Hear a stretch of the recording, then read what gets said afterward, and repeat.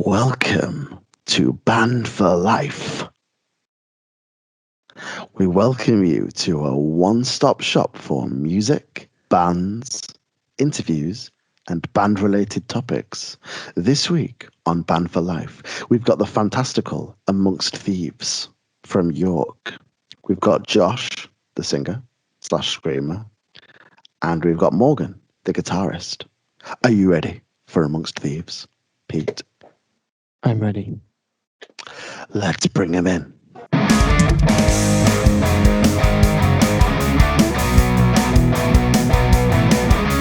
So here we are. Welcome. We've got Josh and Morgan from Amongst Thieves. Yo. Hey. Nice to see you guys. Thanks for joining us. No problem.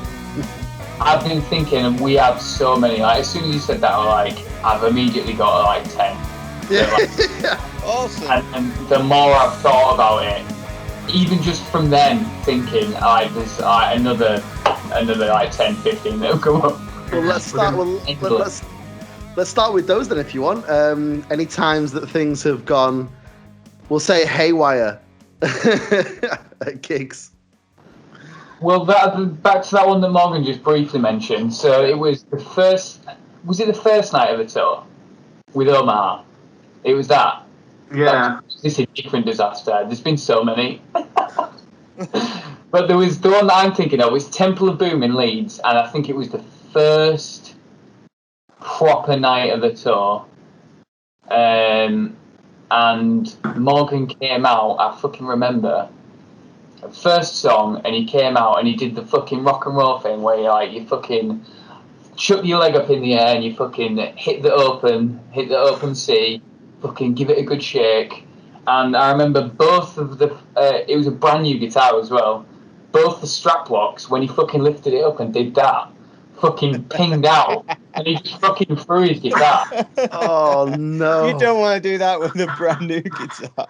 It was such a nice. It was a EVA, and it was so nice. And literally, that was the only time you ever played that guitar live, because by the end of that tour, it was in bits.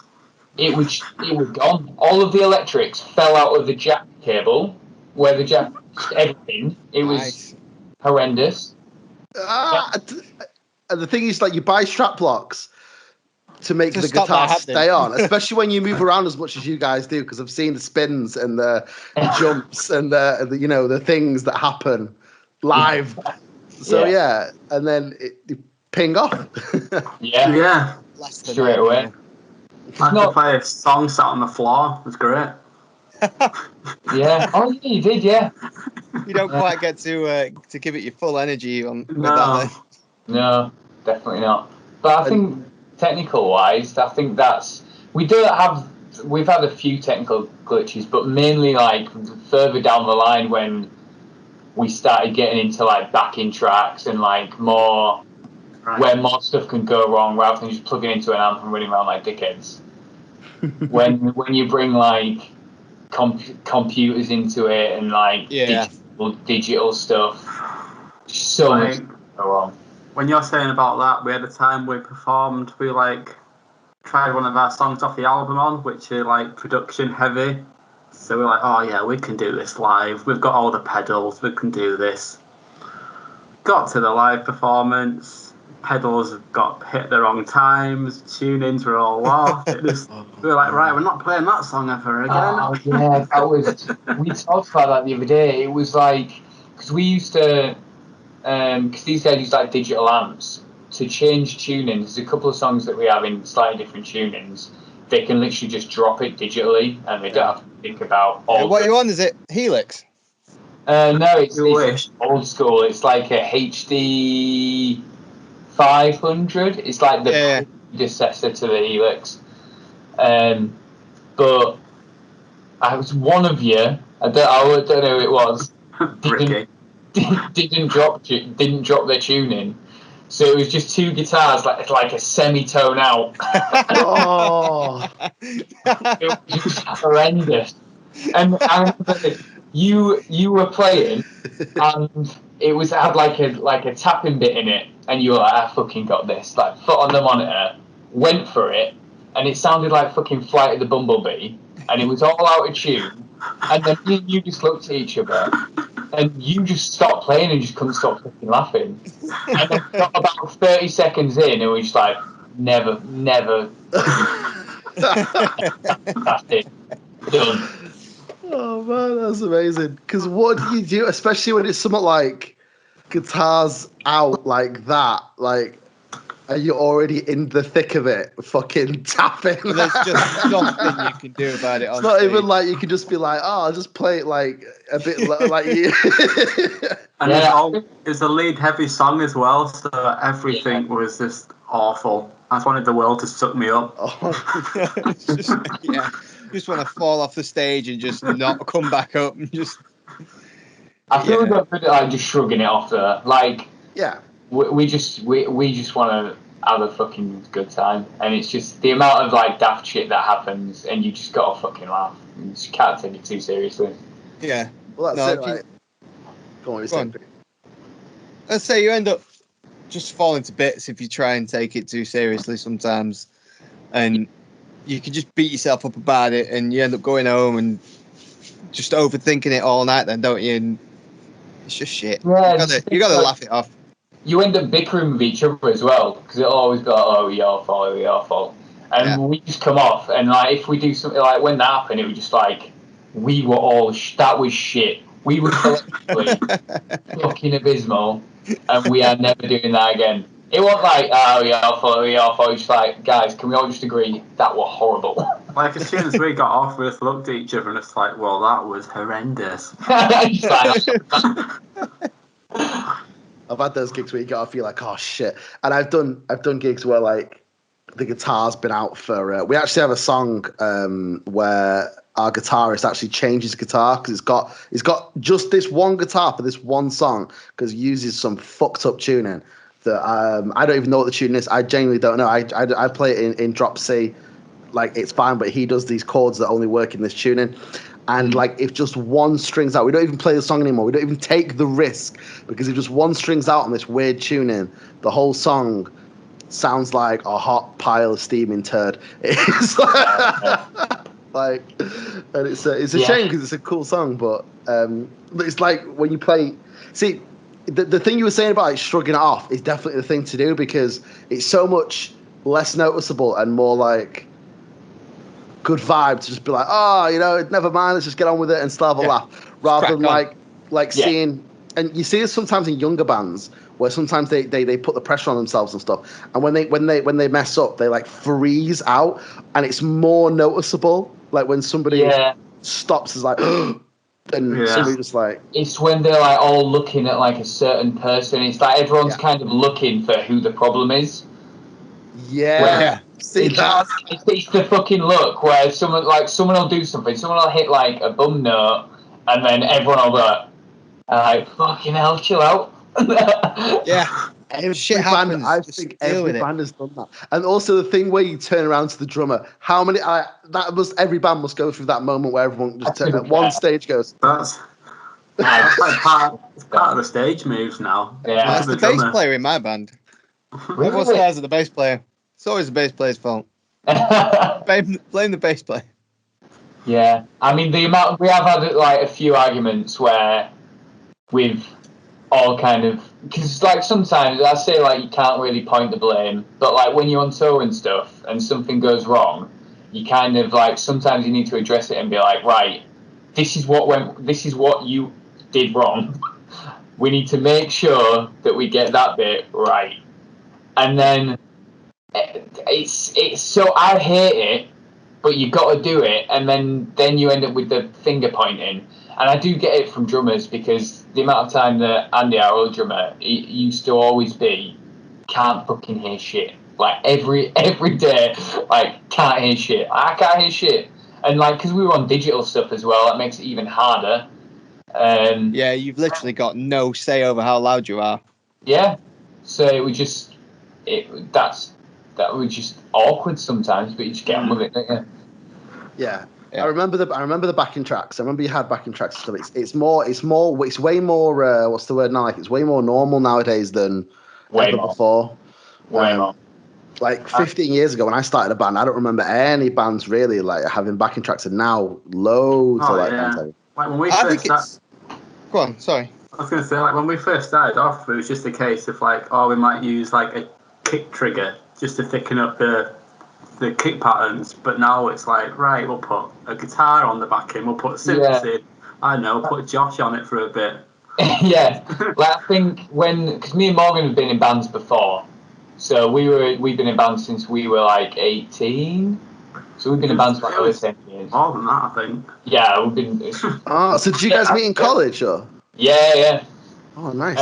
But like when we started our first band, it was like it were all bands like Say Us In, where we just like plugging in and just playing, and then it got into more like sample stuff. So I remember we bought like a really shitty like Alesis sample pad.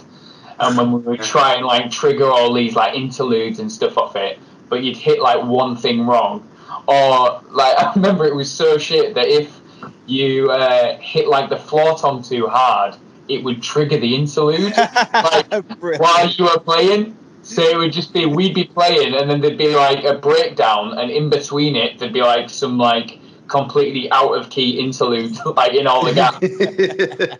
But then I think when we started Amongst Thieves, it were like, I think that were like at the point where it started happening. And I think when we started recording Amongst Thieves, the guys that we record with, they were doing a lot of like bigger bands. They were going to see a lot of bigger bands. They were touring with a lot of bigger bands. Oh, nice. They were just like, this is how it is. Like, they're like, people say that it's like, it's cheating, it's whatever, but this is how it is. He was like, I've been on tours with bands where it was like, you go see these bands where the guitarist is absolutely like tapping away, shredding away, and he's jumping 10 feet in the air off a cab while playing a solo. Do you honestly think that he doesn't have any sort of backup? Yeah. And we're like, that's not a fair point.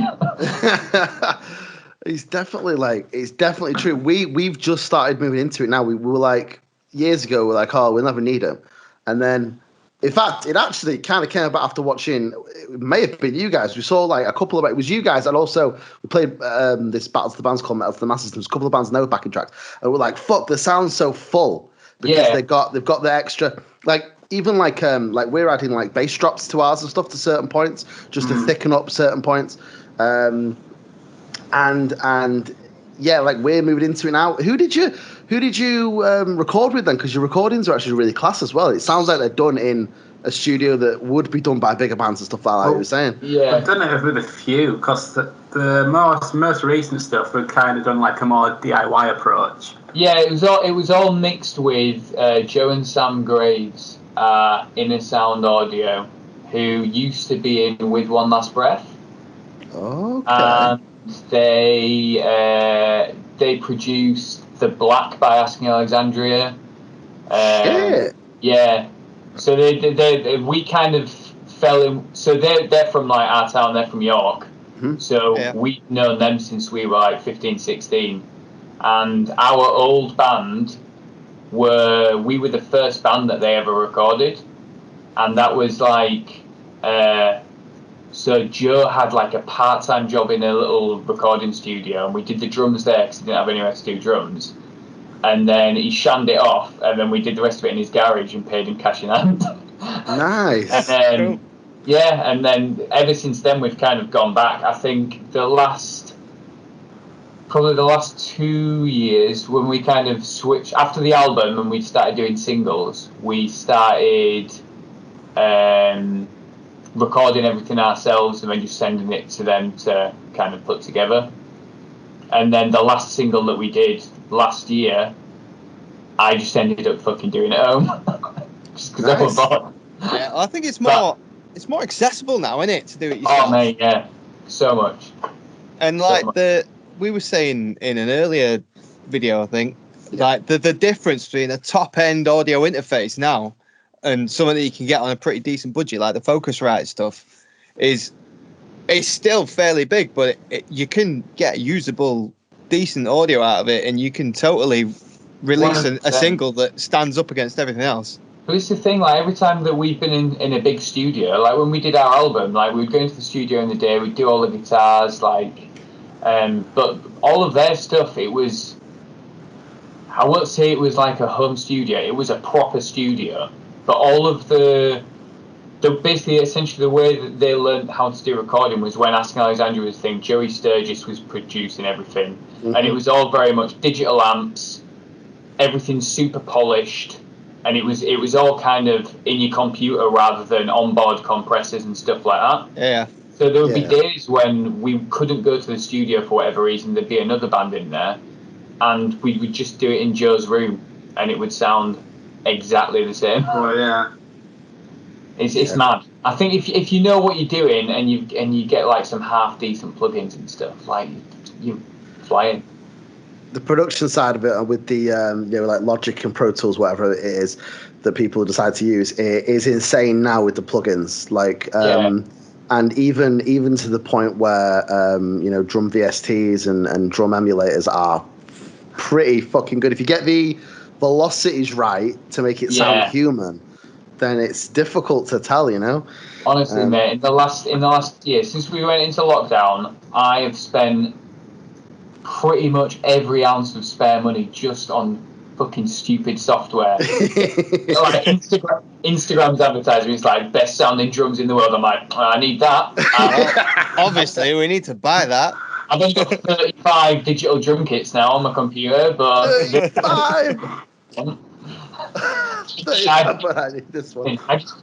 I just keep buying them. It'll be like, I'm not going to say the name of the drum company, but there'll be like one that'll be like metal drums, and I'll be like, sick. And then it'll be like slightly different subgenre of metal drums, and I'll be like, that's the one. This is the one.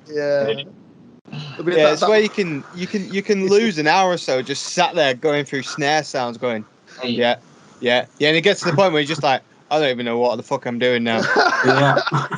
That kick has definitely got a different frequency. I fucking need that kick. It's definitely got more punch. I don't use it, but the band, we use Superior Drummer a lot. But there are loads of them. And we've just done a home album. Like using Kempers, and not even Kempers on some of it just like Focusrite stuff. Which is weird because I went to university to do sound engineering, and we learned about like miking up guitar amps and doing all that stuff. You don't need to anymore. No, we did it. Yeah, but it is crazy how because listening to your sweet videos from 6 years ago, 5 years ago, to one that you released last year, and I watched them earlier. I thought they were all just done in the same studio. Like I didn't get any kind of quality difference at all. Like it just completely consistent in terms of audio out volume and all that, because sometimes if you go to a studio and you don't get it mastered or whatever, the volume's like less, so it stands out on your Spotify or whatever. It doesn't do that. That's cool. So can you think of any other, because it sounds like you've been on tour a couple of times, and looking at your videos, you played some pretty decent looking gigs on some pretty cool stages. Plenty of room to spin around and stuff, which is great when you get those stages.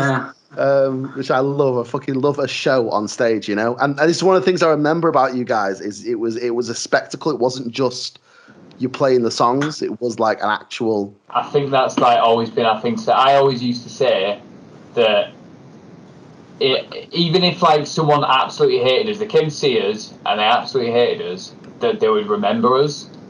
Like. Yeah. They could like walk into the same venue 6 months later and see us and be like, oh, that's that fucking dickhead that climbed on that thing and jumped off and did that. I'm like, yeah, that's what I want.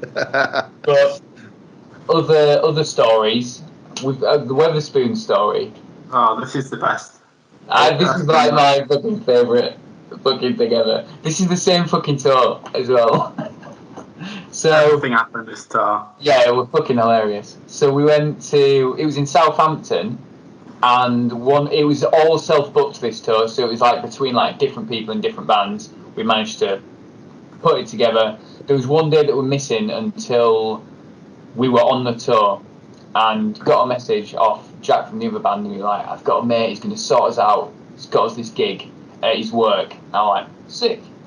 Sounds brilliant. And it were at It was Varsity. Varsity. I don't know if you're familiar with the chain.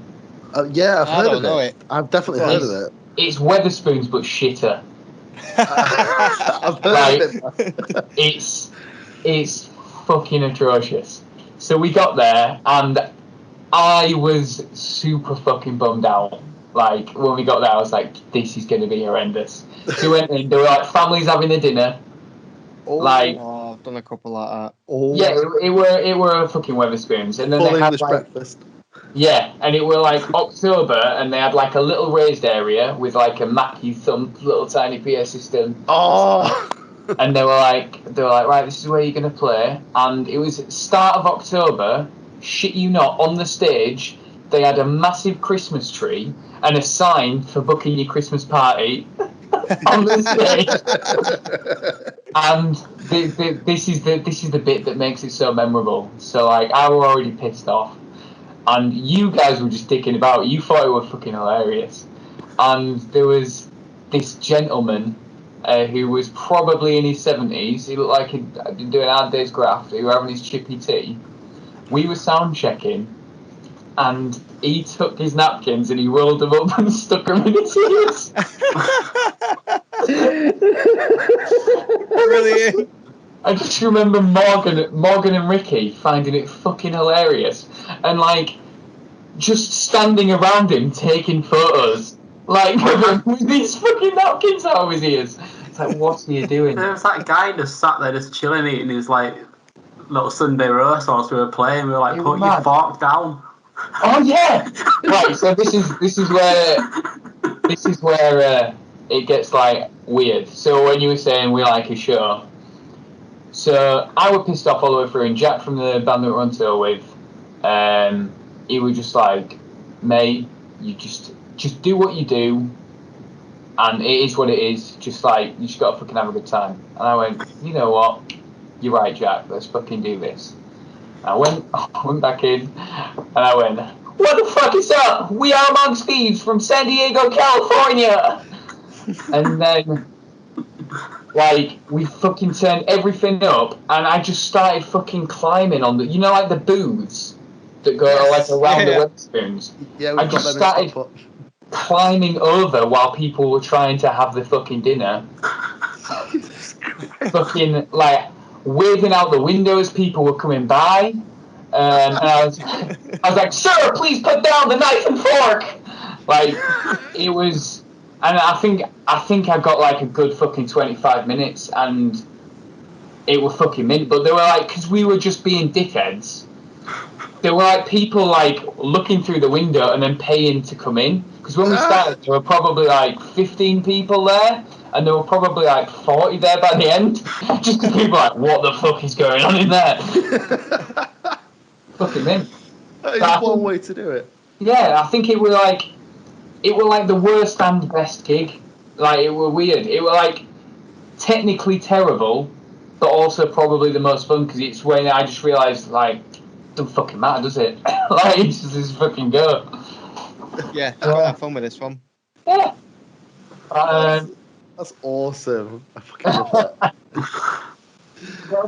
So I can actually visualize you doing this, like, because I remember the gig that we were at, and yeah, I could just, there wasn't anything to, wasn't much to climb on there, but I wish I could have seen this gig you talk about now, that this Wetherspoons type one, because it was just after we just got the wireless guitars as well, so we were all running around taking the ears, going in the toilets. Totally free.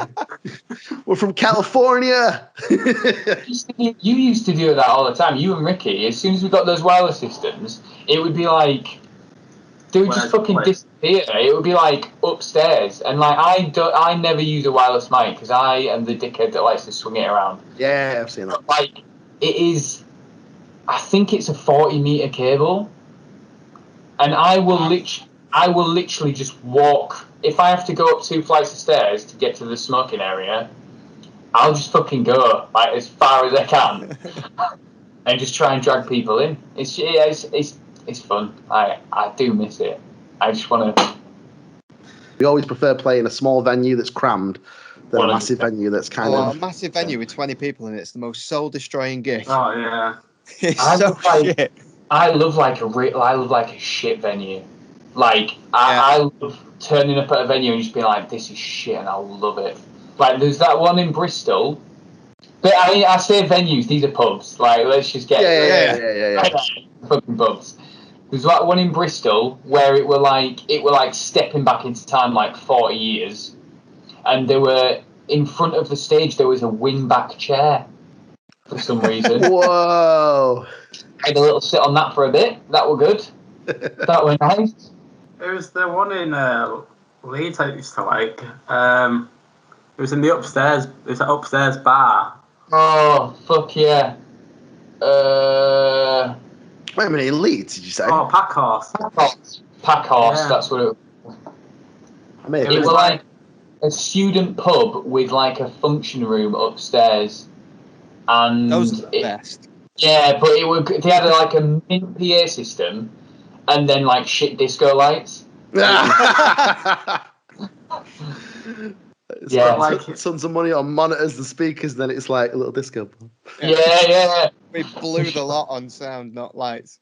Yeah. Love it. Yeah, I was playing one in not Bradford. That What kind show? of Burnley. Some Burnley. pub in Burnley. And we walked in and they were like, yeah, you're playing there. And it's like in this alcove that was probably about 6 foot across. I'm not being funny, but there's 5 of us and a PA and all the guitar amps and everything to fit in there. It's never going to happen. So we managed to set up and they go, right, do you want the light on? I was like, what do you mean the light? They're like, do you want the stage light on? I was like, all right, yeah, let's have a look at this stage light. All it was like a fucking, like a desk light. But like strapped to the ceiling. And it was like, because we'd have to spread out a little bit out of this little alcove, our lead singer's like 6'2" or something. And it was like in direct line with his head. So we're like, right, turn out the stage light, we'll live without. So we turned out the stage light and it just goes pitch black.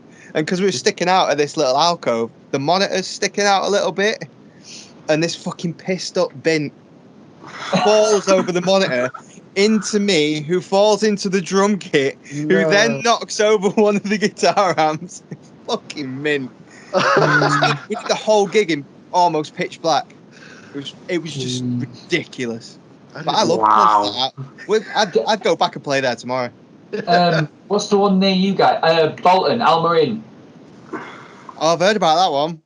Oh, mate, it was sick. But honestly, the venue was about the size of this room and the same the same dimensions. So it was really wide and really short. Yeah. And the guy, he was like a proper old school metalhead, and he'd bought loads of like old bands tour gear, like oh, that's Thin Lizzy's like guitar cab, that's so and so's, and he had this bass amp and cab that was supposedly, I think he said Black Sabbath, and I shit you not, it were like fucking 6 feet tall, and it was so fucking loud when we were playing, and there wasn't many people there. And like I would probably, it was on Mother's Day, so yeah, fucking man to go see a metal band. Yeah, I think there were probably 8 people there in this little room. So he turned everything up to fucking 11, and then it was hitting the wall 4 feet in front of us and just bouncing back. It was the best on-stage sound that anyone's ever had. You come off like, what? What?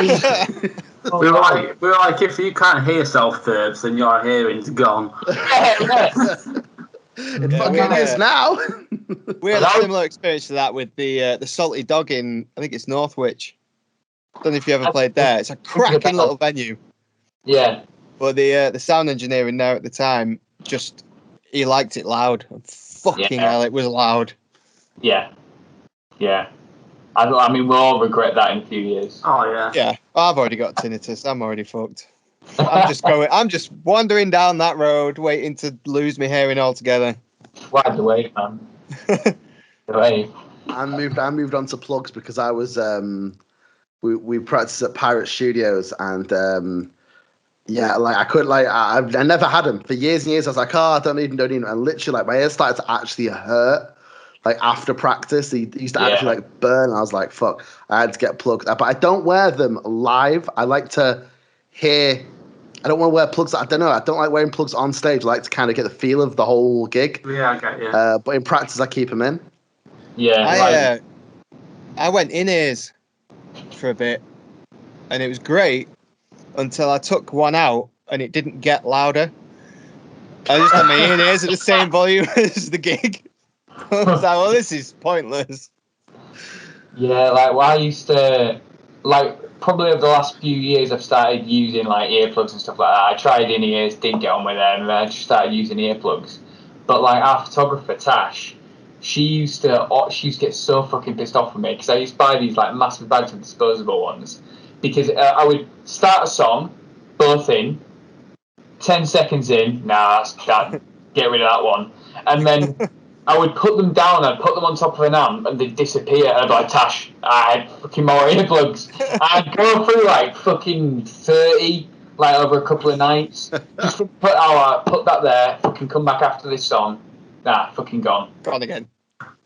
Gone. Yeah. I really struggle with earplugs because I just feel disconnected from the whole thing. Yeah. And if you don't get really shit hot ones, all you can hear is bass and drums. Yeah, that's what I get. Yeah, I've really struggled with it. In-ears have been the best so far, but I still struggle with that. I think for me it's like because I'm singing, it's like when you talk and you cover your ears, you sound entirely different. Yeah, you do. It just puts me right off. It's like internal voice. It's weird. Well, actually, you know what? I've heard what you can do is you can get these 2 napkins. You can ball them up and you can just leave them sticking out like they're ears. That's it.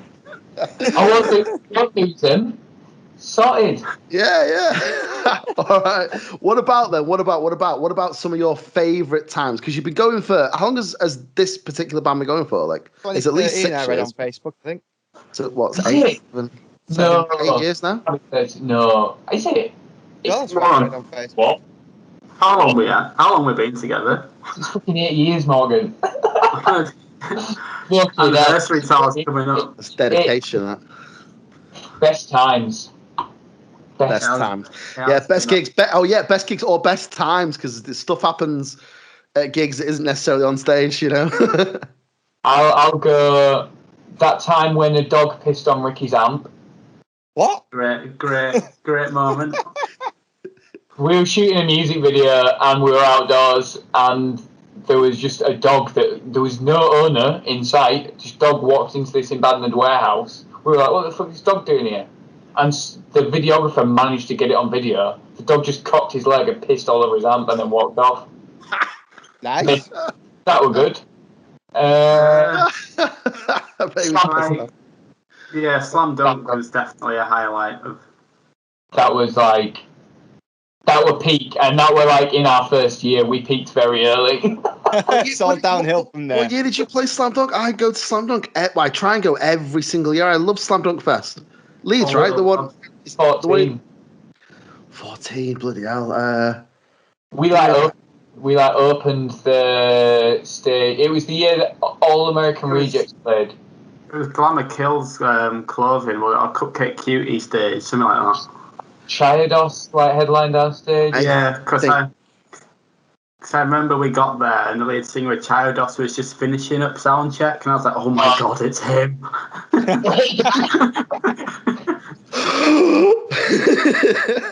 Nice to meet you. There were a lot of that. Like I met the singer from All American Rejects in the green room. Yeah. Fucking weirdest guy, right? He was wearing. He looked like he was just like the 118 guy. Nice. He had like a sweatband on, and he had an iPod in, like in his hand with earbuds in, and he was just running furiously on the spot to the point where he was just fucking dripping with sweat.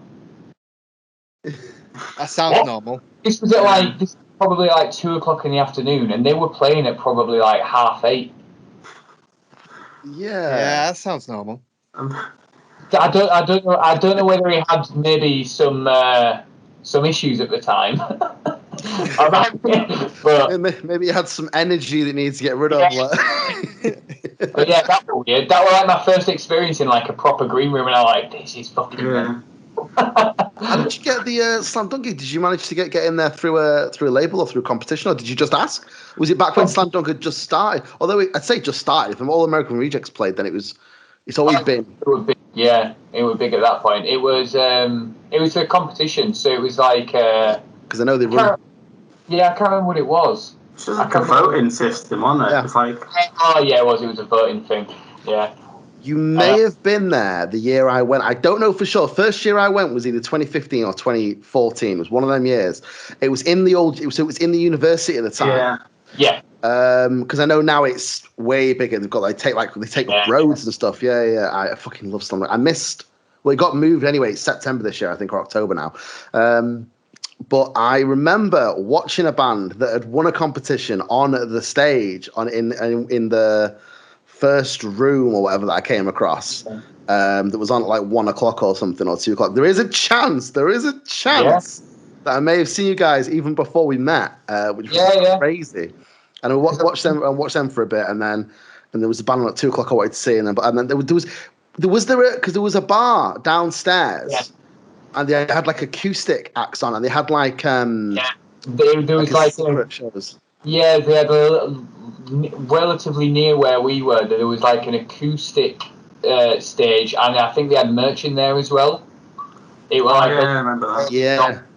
Sounds like that's the one, Grange. I popped in there because I got an 8% cider because they were doing 8% ciders at the time, and I was like, "Fucking having some of these to sort me out for the rest of the day." Naughty. So there is a chance I may have seen you guys. I remember the band had a lot of energy. I can't remember what if it was you guys or not. I can't remember the name, but we were a lot younger.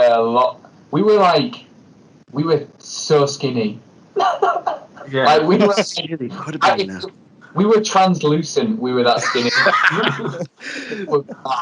I look at photos now, I'm like, how? But a photo with like me, like with my foot up on a monitor, and I've got legs like Jack Skeleton, like just fucking so long and thin. So watch out for grids or you'll slide down, you know. Yeah. But I think after that, there was a lot of good gigs that came off the back of that because we kind of got in with JD. We got that. Like there was one show which we were like, can't believe we got. It was The Word Alive with the Colour Morale and like Moths to Flames, which were like huge at the time. Yeah. So playing that, we were like, this is good. And then from that gig, we met Garrett Rapp from the Colour Morale, who did a guest vocal on one of our songs, and then that took off loads. Yeah, that blew up. That's cool. That's awesome, isn't it? Yeah. Those first few years, we just kept having like weird things, like that would just happen, and then we would just talk to someone, and then all of a sudden something else would be happening, and it was just fucking weird. It was really strange, but it was mint. Living the dream now. It's good getting that mixture of being a good band and catching the look as well, because you do have to have both. Like you can't, you know.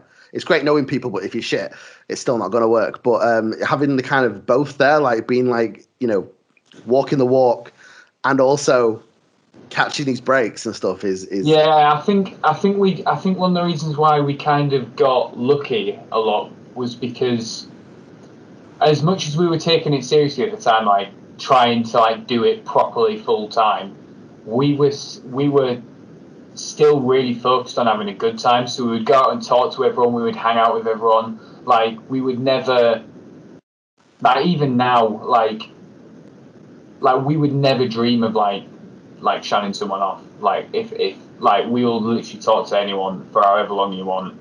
And I'll be honest, there's been times when I've got into a conversation with someone when I absolutely wish I hadn't. Yeah.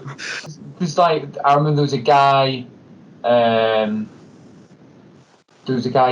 Wakefield that halfway through we were all talking and we were having a laugh, and all of a sudden he just started getting really racist to our guitarist, which was weird, like in the middle of a conversation, and then we're all just like, oh man.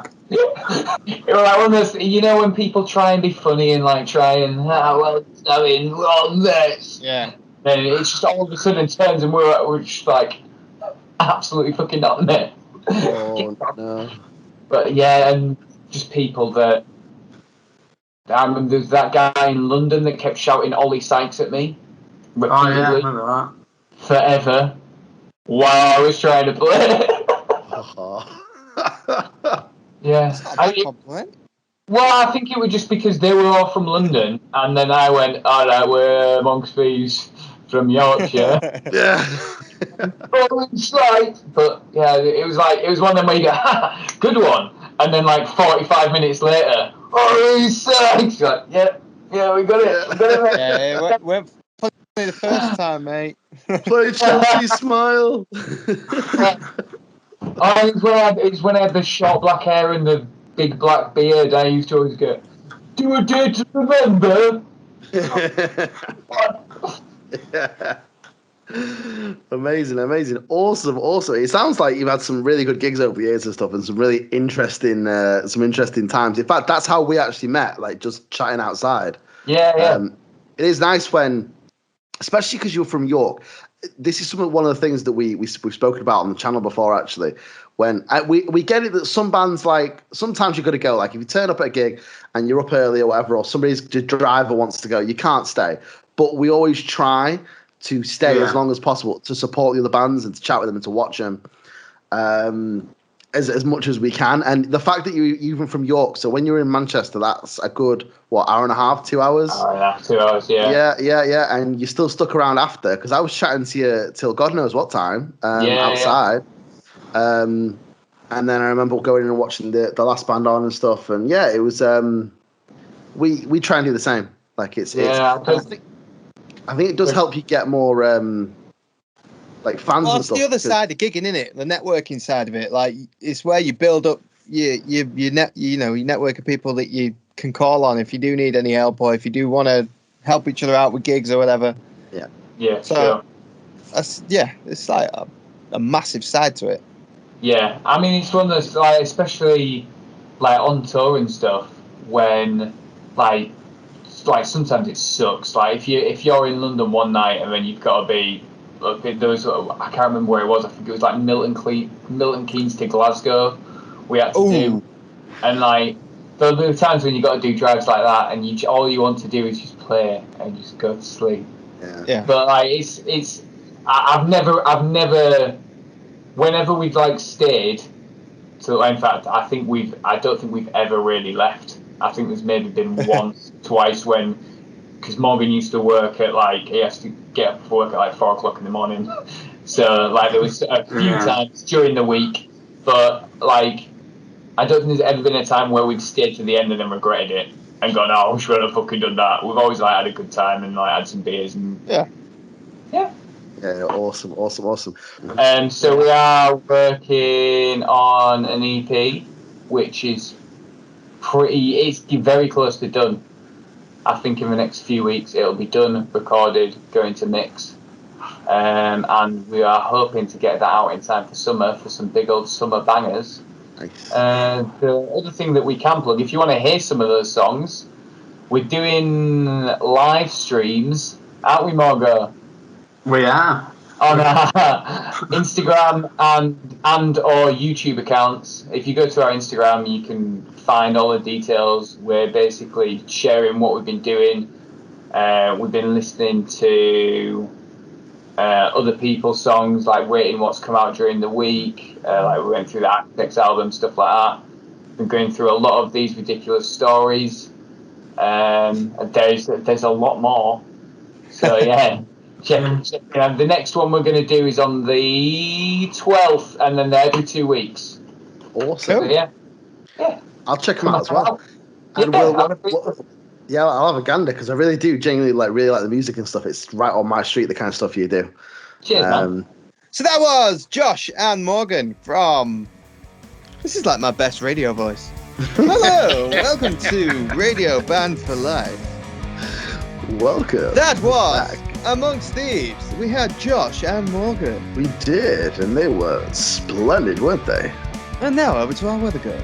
They were fantastic. They had some good stories, didn't they? Some great stories. And I am 100% sure that there's a load more.